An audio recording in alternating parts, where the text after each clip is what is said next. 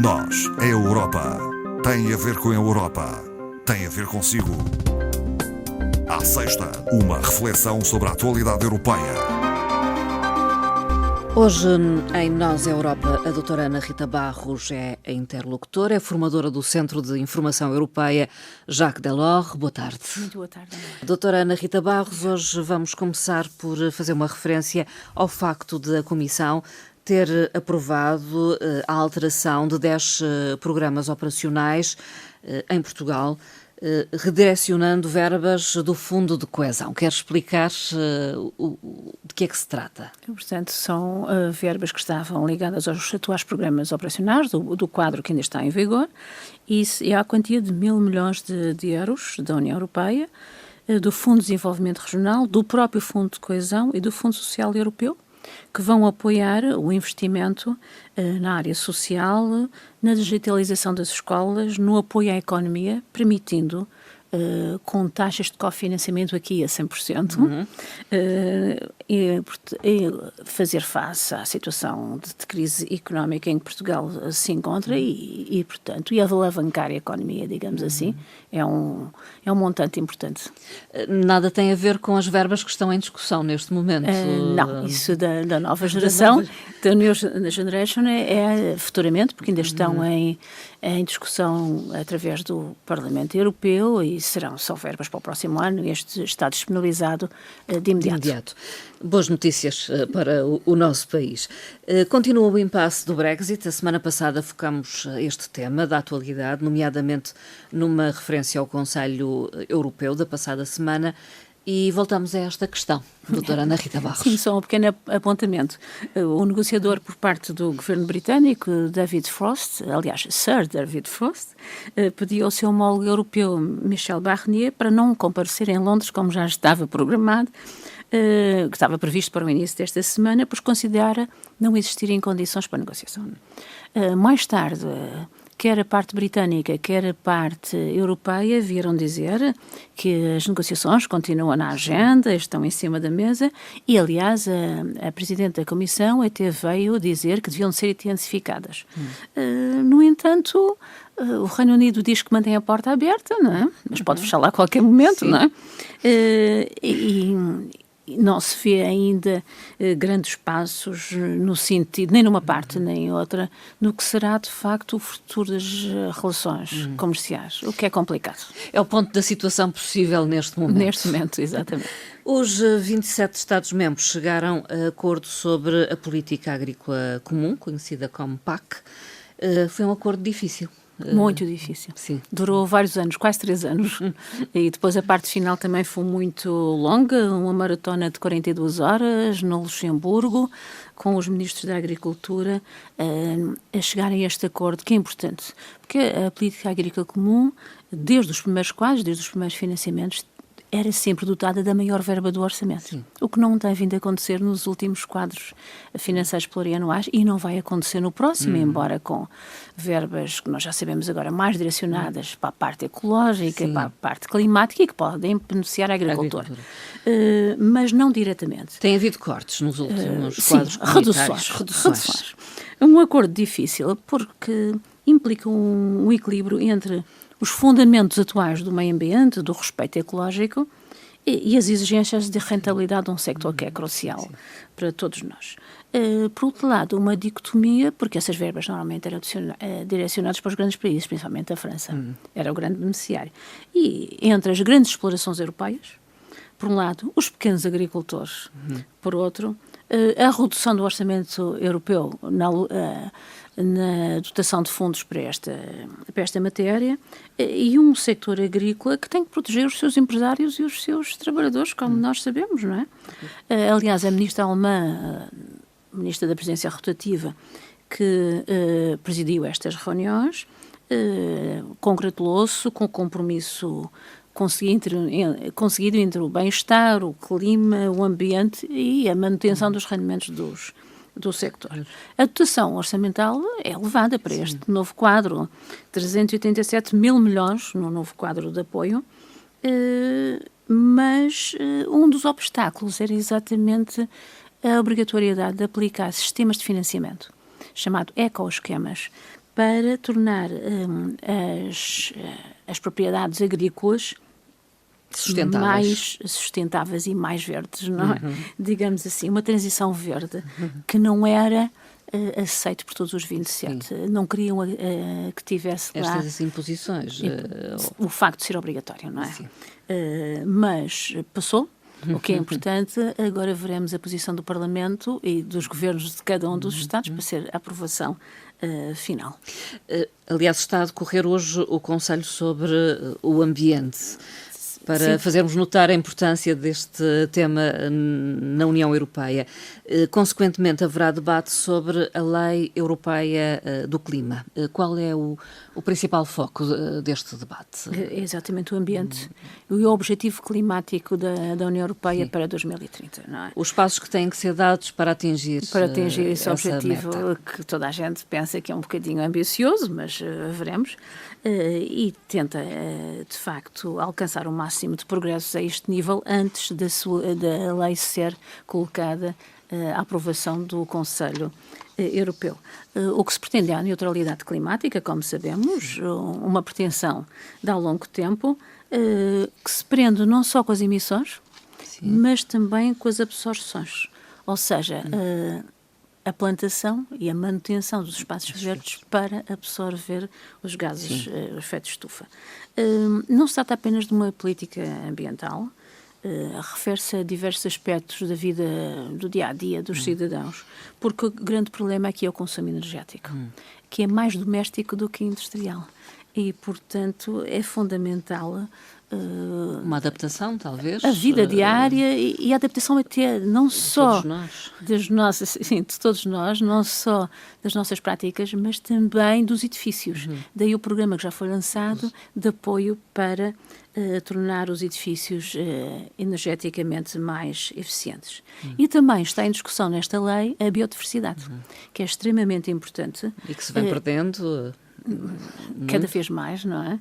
E a biodiversidade é fundamental para a economia. Pode parecer que não, mas é fundamental. E representa neste momento quase cerca de 50% de todo o PIB mundial, a biodiversidade. E está ligado a sectores económicos vitais, desde logo a própria agricultura, a indústria alimentar, a indústria de bebidas, mas também o próprio sector da construção depende muito, todos estes sectores dependem muito da natureza. Os inertes, os materiais, enfim. Ou seja, é um equilíbrio dos ecossistemas, fundamental para a recuperação económica. E este Conselho, que termina, segundo a agenda, com uma conferência de imprensa ao fim da tarde, 6h30, 7h, vai também focar uns aspectos propostos pela iniciativa de um país que são os Países Baixos, portanto a Holanda, relativamente a um Fórum Mundial sobre a Economia Circular, portanto a economia que se vai recuperando em 2021, e uma cimeira sobre alterações climáticas que se vai realizar já em janeiro de 2021, sob os auspícios da Holanda. Uma das questões na ordem do dia tem a ver com uma proposta de criação de uma lista negra para sancionar violações internacionais de direitos humanos. É uma proposta da Comissão. Proposta da Comissão, exatamente, desta semana, para a criação desta lista negra, para sancionar não só empresas, mas também particulares, acusados de violar os direitos humanos. E esses particulares podem ser originários ou residentes em países com quem a União Europeia tem relações diplomáticas. Estes particulares serão indivíduos? Indivíduos, está relacionado com o tema que nós falámos. Abordamos na passada semana, sim. Exatamente, que é o caso russo Navalny. Este regulamento é apenas um projeto, mas o que é que pretende?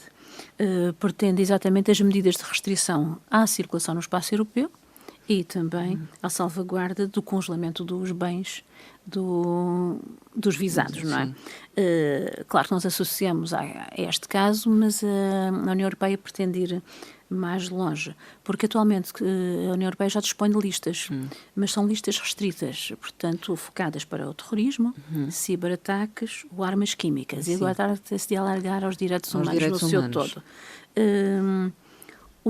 acontece? Neste momento, o cumprimento das medidas é efetuado pelos Estados-membros.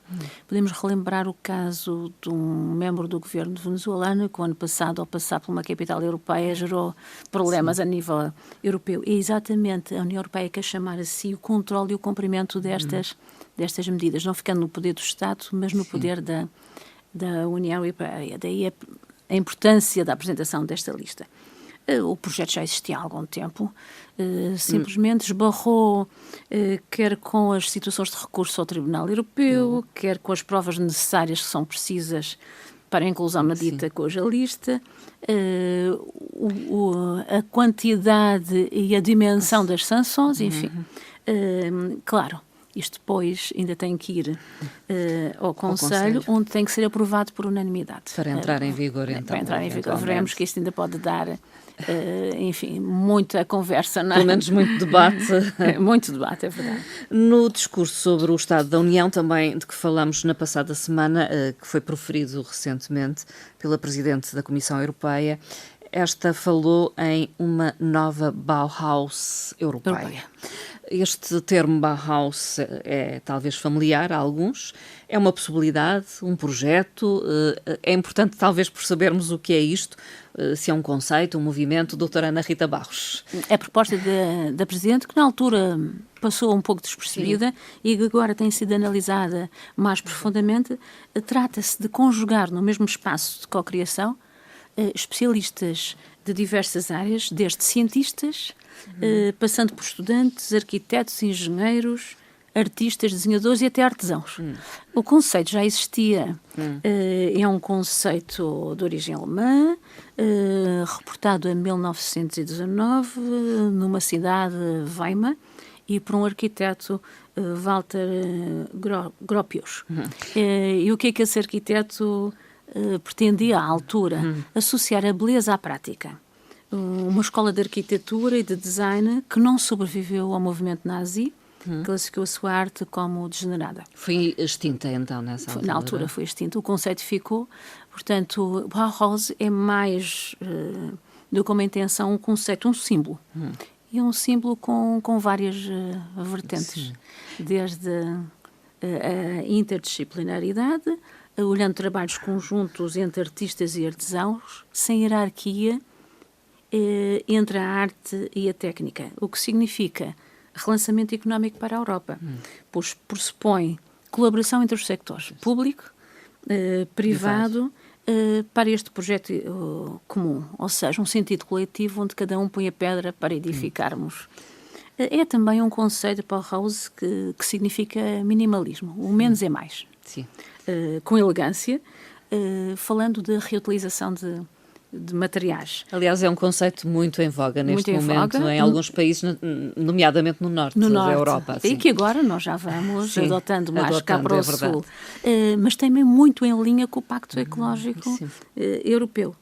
É também um conceito de cariz social, é um desafio ao relançamento económico, este aproveitamento, beneficiando todos os sectores e também beneficiando na diminuição do emprego. É também criativo. Sim. E essa criatividade tem a ver com soluções inovadoras, com a investigação europeia, que tem que estar à altura dos desafios que se colocam hoje em dia. E, por último, o Bauhaus quer dizer identidade própria.